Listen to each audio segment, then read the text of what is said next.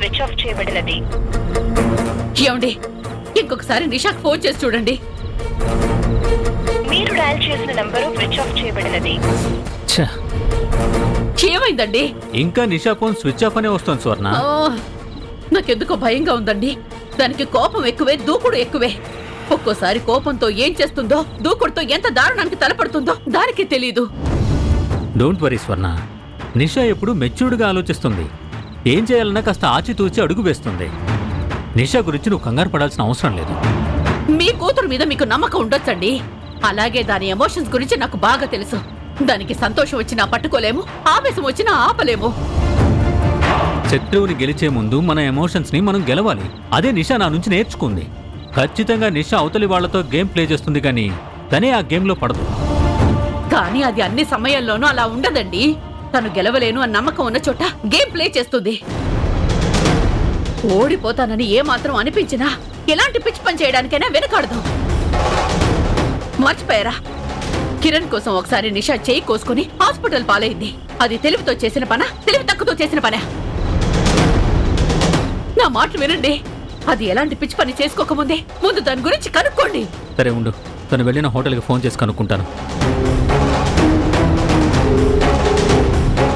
Hello,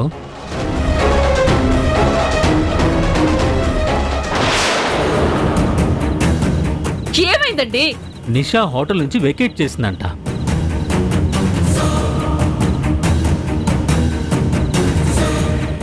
భగవంతుడా, ఇప్పుడు అది ఎక్కడుందో, ఏం చేస్తుందో, ఎలాంటి పరిస్థితుల్లో ఉందో కనీసం ఫోన్ చేయడానికి, కాంటాక్ట్ చేయడానికి కూడా వీలు లేకుండా ఉందండి. నాకు చాలా టెన్షన్ గా ఉందండి. స్వర్ణ, నేను ఎలాగైనా నిషా గురించి కనుక్కుంటాను, నువ్వు టెన్షన్ పడకు.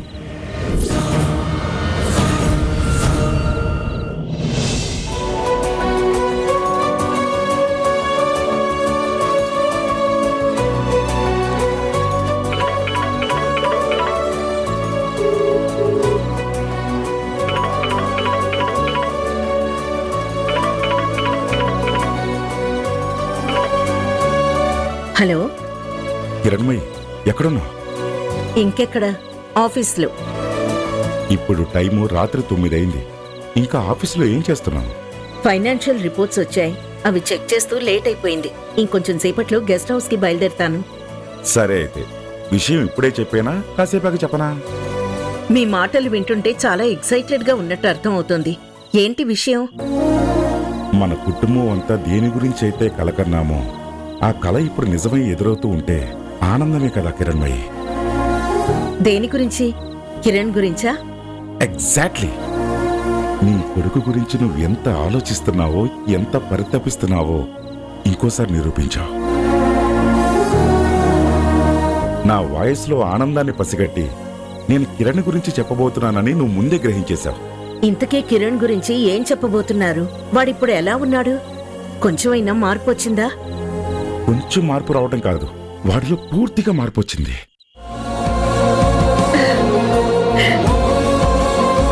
మనం ఇప్పుడు పాత కిరణ్ని చూడబోతున్నాం.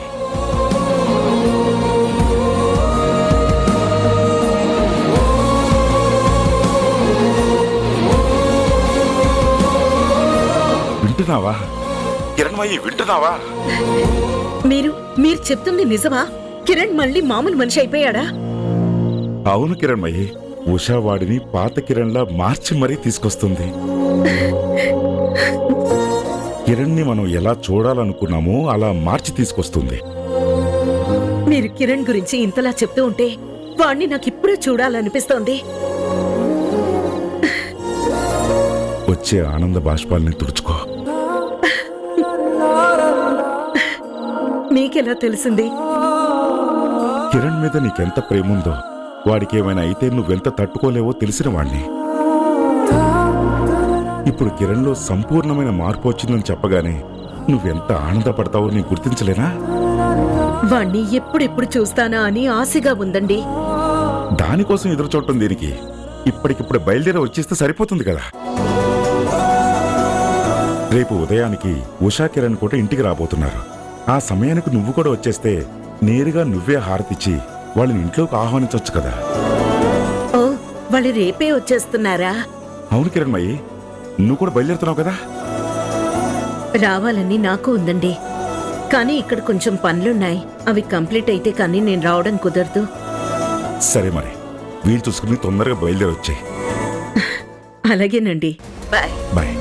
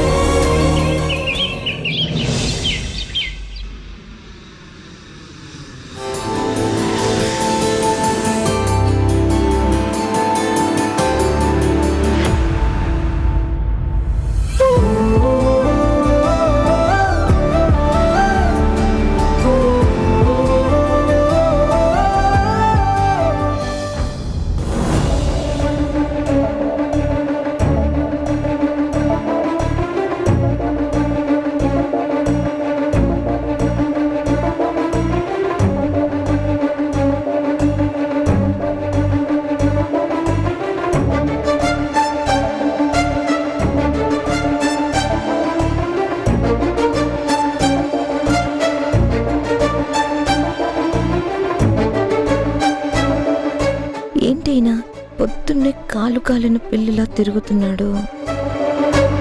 ఏంట్రా వీళ్ళు ఇంకా రాలేదు? నాన్న, గేట్ వరకు వచ్చిన వాళ్ళు ఇంటి గుమ్మం వరకు రాకుండా ఉంటారా? ఎందుకంత హైరాణ పడుతున్నారు? లేదురా, కిరణ్కి పూర్తిగా నయమైన తర్వాత వాణ్ణి ఎప్పుడెప్పుడు చూద్దామని ఆశగా ఉంది. అందుకే ఎదురుచూపు. ఓహో, కొడుకు కొడులు వస్తున్నారనా ఈ సంతోషం?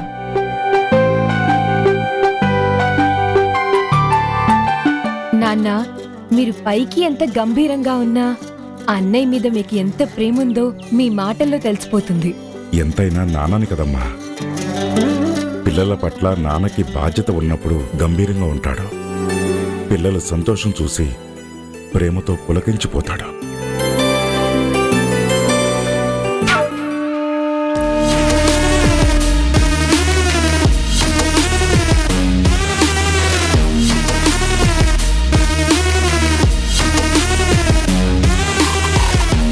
నేను కూడా ఒక సామాన్యమైన నాన్ననే కదా. అందుకే కిరణ్ని చూసి సంతోషపడిపోవాలని నా మనసు ఆరాటపడుతుందమ్మా.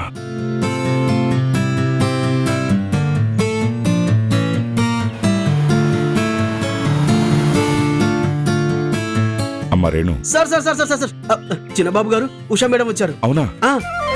పదరా. కిరణ్ వచ్చాడంట. దా. అబ్బో, ఏంటో వీళ్ళ ప్రేమలు.